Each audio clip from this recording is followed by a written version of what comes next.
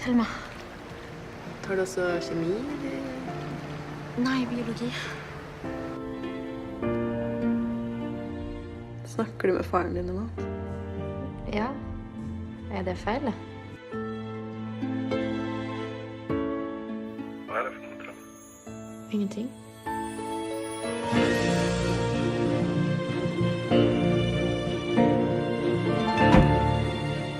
Den skannen som vi tok nå, den utelukker som sagt hjernesvulst. Så sitter jeg jo her med at du hadde et slags anfall da du var 6 år. Det visste jeg ikke. Nei, pappa er lege, så han har liksom alltid tatt seg av sånne ting.